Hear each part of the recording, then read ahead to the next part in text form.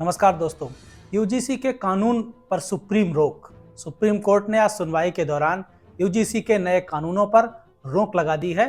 Court ने कहा कि हम वर्ग विहीन समाज की ओर जा रहे हैं और इस तरह के कानूनों को और अधिक समीक्षा की जरूरत है, इसलिए इस पूरे कानून को स्टे किया जाता है।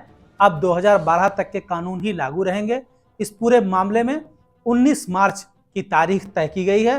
केंद्र सरकार से कहा गया है कि इस पूरे मामले की समीक्षा करें और इसमें योग्य और विद्वानों की कमेटी बनाकर नए नियमों की समीक्षा की जाए, फिर इसमें सुनवाई के बाद निर्णय लिया जाएगा।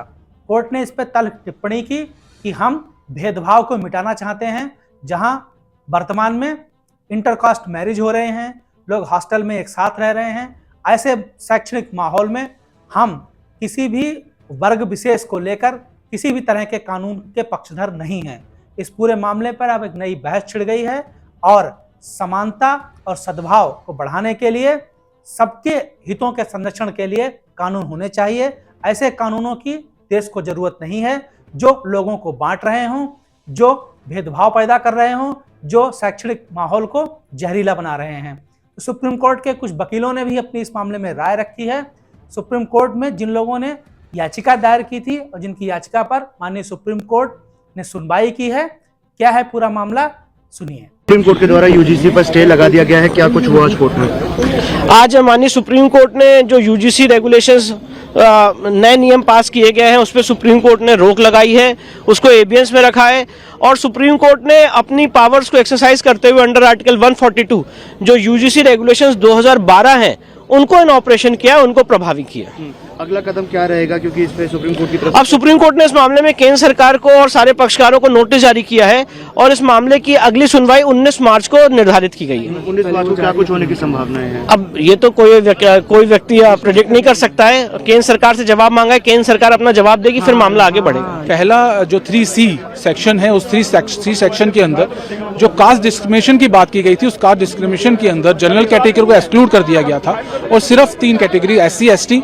और OBCs को रखा गया। इसका मतलब कहीं ना कहीं ये मैसेज देने की बात की जा रही थी लगातार कि जनरल कैटेगरी के लोग जो हैं वो इन 3 जो कम्युनिटीज़ हैं, कास्ट हैं, इनका सिर्फ एक्सपोर्ट करते हैं, जो कि हमारे साइड से ये था कि ये गलत है, constitutionally it can not be possible और आप ऐसा कह नहीं सकते। और कहीं ना कहीं ये मैसेज, गलत मैसेज जो है वो इस 3C की तरफ से जा रहा था, जिसको हमने लेकर आज बहस की थी और जो हमारे CJI हैं उन्होंने इस बात को माना कि बिल्कुल 3C जो सेक्शन है वो कहीं ना कहीं बहुत बड़े इंप्लीकेशंस यहाँ दिखा रहा है और चिंता जाहिर की और इसीलिए इसको स्टे भी किया गया। साथ साथ हमारा आर्गूमेंट ये भी था कि जो सेक्शन 8 के अंदर जो इक्विटी कमेटी बनाने की बात की गई थी, वो इक्विटी कमेटी की जो बनाने की बात है, हम उसको लीगली चैलेंज कर रहे हैं।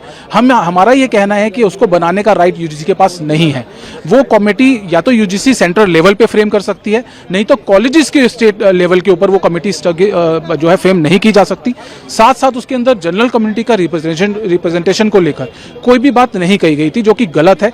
जब सब कम्युनिटीज को आप रिप्रेजेंटेशन दे रहे हैं तो कहीं ना कहीं वहाँ पे समानता के अधिकार के साथ आपको जनरल कम्युनिटी का भी रिप्रेजेंटेशन वहाँ होना चाहिए था। इसके साथ आर्गूमेंट एक और था कि जो शिकायत करने की जो प्रक्रिया है उसमें अगर कोई शिकायत झूठी करता है तो उसके ऊपर क्या एक्शन होगा, या फिर कोई शिकायत बार बार करता है तो उसके ऊपर क्या एक्शन होगा। तो इस चीज को लेकर भी यहाँ आज बात की गई और CJI ने इस बात को माना कि बहुत सारे फॉल्स हैं यहाँ पे जिनको भरने की जरूरत है और इसी को लेकर एक सजेशन CJI की तरफ से आया। उन्होंने ये कहा है कि एक कमेटी यहाँ पे गठित की जाए, जिस कमेटी के अंदर जो लीगल एक्सपर्ट हों वो होने चाहिए, जो एकोमोडेशन हो वो होने चाहिए, जो सामाजिक कार्यकर्ता हैं जो इस सस्पेक्ट के बारे में नॉलेज रखते हैं वो होने चाहिए। उसको लेकर कमेटी बने और रूल रेगुलेशन को दोबारा से देखा जाए और ऐसे रूल रेगुलेशन बनाए जाए जो समाज के लिए, हमारी यूनिवर्सिटीज के लिए और बच्चों के लिए सही हो और समानता के अधिकार को मैनेज करते हैं। अब अगली सुनवाई किस तारीख को होगी सर? 19 मार्च के लिए सुनवाई रखी गई है। इससे पहले एक पिटीशन जो कि 2019 से चल रही है, जिस डायरेक्शन के बाद ये रूल्स बने थे, उस पिटीशन के साथ लगा दिया गया है इनको। और अब तीन आज रिट पिटीशन थी वो जो इनकी सुनवाई थी और अब तीनों रिट पिटीशन जो है वो 19 मार्च को सुनवाई जाएगी। क्वाड के पास ये है कि भाई अगर SC/ST का कोई भी शिकायत आता है उसको कंप्लेन करनी है पुलिस को, तो पता चला जो पढ़ने गया पहले दिन वो जेल पहुंच जाता है। तो ये बहुत ही खतरनाक ड्रैकोनियन लॉ था। ये क्रिमिनल ट्राइब एक्ट 1872 जैसा था, जहाँ कुछ जातियों को मान लिया गया था अपराधी था। इस रेगुलेशन ने मान लिया था कि जनरल कैटेगरी के बच्चे अपराधी हैं। इसी के खिलाफ आज हम आए थे। ईश्वर की कृपा है, महात्मा गांधी के आशीर्वाद, हमने निकलते ही महात्मा गांधी जी से आशीर्वाद आज मांगा है। आज उनकी ही कृपा से सत्य की जीत हुई है। और सत्यम जी, अब अगली तारीख कब मिली है? अगली तारीख 19 मार्च की है। 19 मार्च की जी। होगी, ठीक है। केंद्र सरकार से जवाब मांगा गया। केंद्र सरकार से जवाब मांगा है। केंद्र सरकार को इशारा कर दिया गया है कि आप इसमें सलाह लीजिए, इसमें और विद्वानों से करिए, और ये नहीं चलेगा रेगुलेशन, और ये रेगुलेशन जाएगा। हमारी कोशिश है ये रेगुलेशन पूरा जाए। हम इसमें अमेंडमेंट से नहीं, ये पूरा रेगुलेशन जाए और ऐसा कानून बने जिसमें किसी भी प्रकार का किसी भी बच्चे को फाल्सली इम्प्लीकेट करने का कोई भी चांस स्कोप ना हो।